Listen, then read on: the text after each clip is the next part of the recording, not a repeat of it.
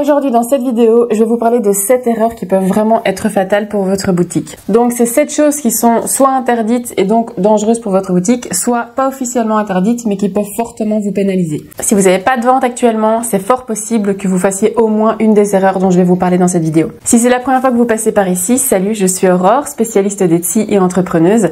Je travaille à mon compte grâce à Etsy qui m'a permis d'acquérir beaucoup de liberté et de pouvoir gérer un business depuis chez moi.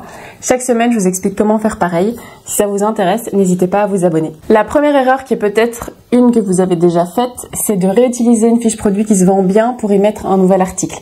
Vous le savez, je vous en ai déjà parlé, Etsy attribue une note à votre boutique mais aussi à chacun de vos produits. Et cette note, elle va être établie en fonction de plein de critères et elle va déterminer votre position dans les résultats de recherche. Du coup, quand vous avez un article qui se vend beaucoup et même si c'est devenu un best-seller, il y a de fortes chances pour qu'il soit classé sur les premières pages, en tout cas grand maximum sur la deuxième. Et du coup, vous pourriez être tenté de vous dire que si vous ne le faites plus ou bien si vous avez un problème d'approvisionnement pour cet article, vous pourriez réutiliser cette fiche produit pour mettre un autre article en vente. Et ça, c'est une pratique que Etsy n'aime pas du tout parce que en faisant ça, vous mentez à l'algorithme.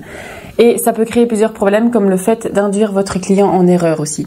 Par exemple, moi, il n'y a pas longtemps, j'ai voulu acheter un article que j'avais mis en favori sur Etsy et la boutique, elle l'avait remplacé par un autre et du fait, quand je suis arrivée devant l'article, j'ai pas du tout compris parce que c'était pas l'article que j'avais ajouté. Et vous vous doutez bien que si vous induisez les clients en erreur, Etsy va pas aimer ça du tout. Et en plus, votre taux de conversion de l'article va baisser aussi. Donc, si vous faites ce genre de choses, Etsy peut vous pénaliser et vous classer même plus bas dans les résultats de recherche.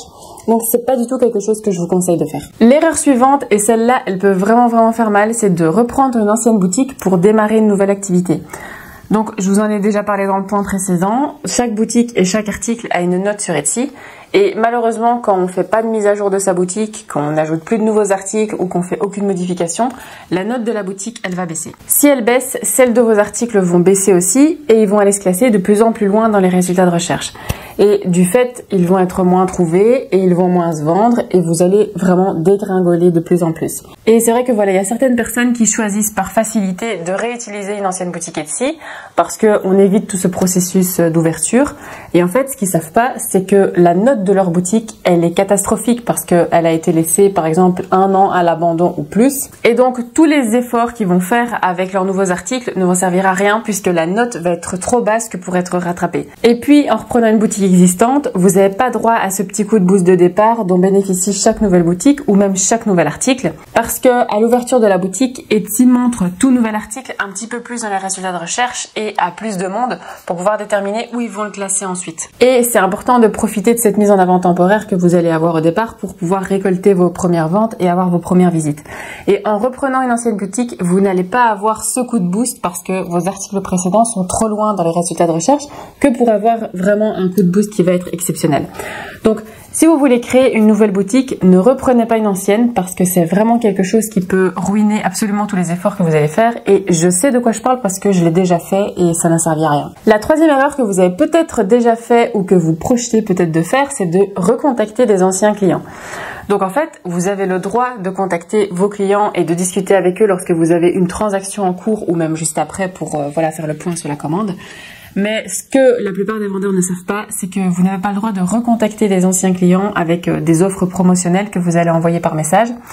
Parce qu'en fait, ça va à l'encontre des règles RGPD de l'Europe ou des États-Unis qui stipulent bien que pour pouvoir le contacter, un client doit spécifiquement vous avoir donné son adresse email et vous devez avoir reçu aussi son consentement. Donc faites bien attention parce que vous pouvez avoir votre boutique fermée tout simplement parce que vous avez recontacté des anciens clients ou parce que vous avez pris leur adresse pour la mettre dans votre liste de diffusion, c'est totalement interdit aussi. D'ailleurs, si vous aussi vous voulez vous faire accompagner pour avoir une boutique qui rapporte sur Etsy, je vous invite à regarder ma masterclass gratuite qui reprend tout d'abord les idées reçues que vous pourriez avoir sur Etsy et où je vous y explique en fait tout ce que vous pensez, si ce que vous croyez c'est vrai ou faux.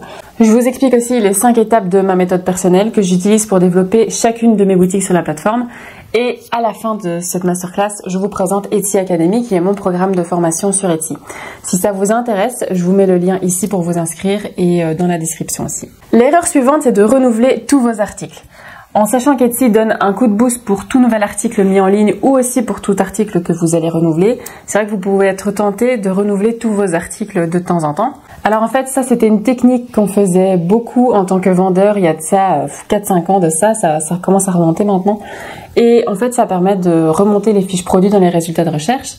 Et à l'époque, il existait même des outils externes à Etsy pour pouvoir programmer un renouvellement automatique des fiches produits qui étaient tous les jours ou 2 fois par jour par exemple. Mais ça c'était vraiment il y a bien longtemps et aujourd'hui ça fonctionne plus du tout comme ça parce que l'algorithme il est beaucoup plus intelligent à l'heure actuelle. Et du fait aujourd'hui si vous renouvelez des articles qui ne se vendent déjà pas, dites-vous que l'algorithme il peut aller classer vos produits plus loin parce que si votre article ne se vend vraiment pas, il va juger que votre fiche produit elle en vaut pas la peine. Sans parler aussi du coût que ça va représenter parce que si vous renouvelez toute la boutique à chaque fois et que vous avez par exemple 100 articles, ça représente quand même à chaque fois 20 €. Donc voilà, ça n'en vaut pas la peine en tout cas vu que c'est une technique qui est complètement dépassée. L'erreur suivante, c'est de poster trop d'articles d'un coup. Alors sur Etsy, à l'heure d'aujourd'hui et comme partout sur internet, il y a beaucoup de spam ou de fausses boutiques malheureusement.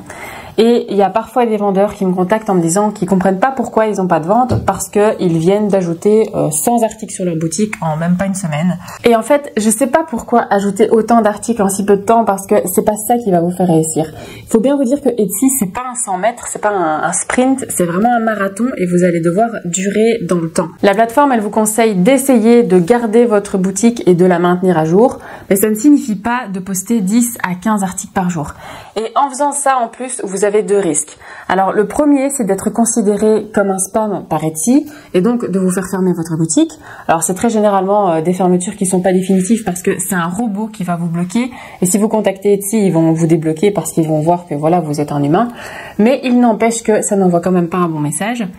Et le deuxième risque, c'est qu'en faisant ça dès le départ, vous allez faire descendre votre note dans les résultats de recherche plus vite que prévu si vous avez eu aucune vente. L'algorithme, il va analyser votre boutique et il va voir qu'il y a par exemple 50 ou 100 articles. Et si vous avez 0 vente, eh bien votre taux de conversion, il va être à 0 aussi. Et ça, c'est vraiment mauvais. Donc, c'est vraiment bien d'ajouter des articles au fur et à mesure pour pouvoir analyser ce qui fonctionne pas, comment ça fonctionne. Parce que en mettant trop d'un coup, vous n'avez pas le temps d'analyser les résultats. En tout cas, dites-vous que si vous ajoutez déjà 2 à 3 articles par jour, c'est déjà extrêmement bien.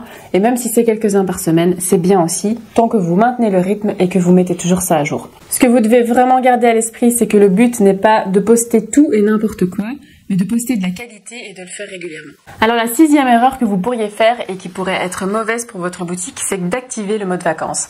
Alors je sais bien qu'on pourrait ne pas se méfier de ce mode vacances parce que c'est quelque chose qui est proposé officiellement par Etsy. Et en soi le système peut paraître bien parce que ça permet de fermer temporairement la boutique, parce que par exemple vous avez un imprévu dans votre vie, parce que vous partez en vacances, qui fait que vous devez fermer votre boutique pendant un certain temps et que vous ne pouvez plus assumer les commandes. Mais ce que vous ne savez pas, c'est qu'en faisant ça, Etsy retire vos articles des résultats de recherche et il les retire aussi de Google. Et du coup, inévitablement, votre note va en prendre un coup puisque vos articles ne vont pas se vendre ni avoir de visite pendant cette période-là. Il faut savoir aussi que lorsque vous allez réactiver votre boutique, ça risque d'être vraiment très long pour que vos ventes repartent à la hausse. Surtout quand on sait que certains articles vont mettre parfois plusieurs mois sur Google pour se classer exactement comme ils étaient avant. Alors bon, si Etsy pour vous c'est plutôt un revenu complémentaire et que voilà vous utilisez ça vraiment sur le côté, c'est pas très grave. Mais si c'est votre revenu principal et que vous vivez de ça, ça peut vraiment être grave. Donc je peux vous dire que j'ai testé le mode vacances au début de mon activité, je savais pas du tout que ça fonctionnait comme ça, j'ai été hyper naïve. Et quand je suis rentrée de vacances et que j'ai réactivé ma boutique, j'en ai presque pleuré parce que j'avais quelques ventes par semaine, ça vivotait, alors qu'avant de partir j'en avais plusieurs par jour. Donc moi, en tout cas, j'ai vraiment vu la différence et ça m'a beaucoup impacté. Et la dernière erreur qui pourrait vraiment casser votre boutique dès le départ si vous la faites, c'est d'ignorer les mauvaises évaluations. Les évaluations, c'est un des critères qu'Etsy va prendre en compte pour savoir où il va vous classer dans les résultats de recherche. Et si votre première évaluation ou les premières suivantes sont des évaluations négatives, je peux vous dire qu'en fait, vous pouvez fermer la boutique et en démarrer une autre parce que celle-là, elle sera fichue. À l'heure actuelle, l'objectif d'Etsy, c'est que chaque client qui se rend sur la plateforme bénéficie d'une expérience qui va être exceptionnelle en contact avec vous. Et en ayant une mauvaise expérience avec votre boutique, ils peuvent se dire qu'ils ne reviendront jamais faire leurs achats sur Etsy. Et ça, vous vous doutez bien que c'est tout ce que Etsy veut éviter. Du coup, si vous donnez une mauvaise expérience au client, Etsy va vous pénaliser et il va moins montrer votre boutique puisqu'il veut garder la réputation qu'il a actuellement. Avoir de mauvaises évaluations, ça peut tout à fait arriver, mais en tout cas, au départ, vous devez vraiment essayer de tout faire pour récolter des bonnes évaluations. Je peux vous dire que si vous arrivez à éviter tous ces pièges, vous augmentez considérablement vos chances de succès. Vous allez aussi attirer plus d'acheteurs et vous bâtir une bonne réputation auprès d'Etsy parce que vous allez apparaître comme un vendeur de confiance. Est-ce que vous connaissiez ces erreurs à ne pas faire? Moi, j'en ai quand même fait 5 sur les 7 avec ma boutique principale alors que j'y connaissais rien à l'époque. Donc, je me suis dit que ça pourrait quand même être utile de vous en parler. Allez, n'hésitez pas à vous retrousser les manches et vous découragez pas. N'hésitez pas non plus à liker cette vidéo si vous l'avez aimée. Et de mon côté, je vous dis à dimanche prochain. Salut!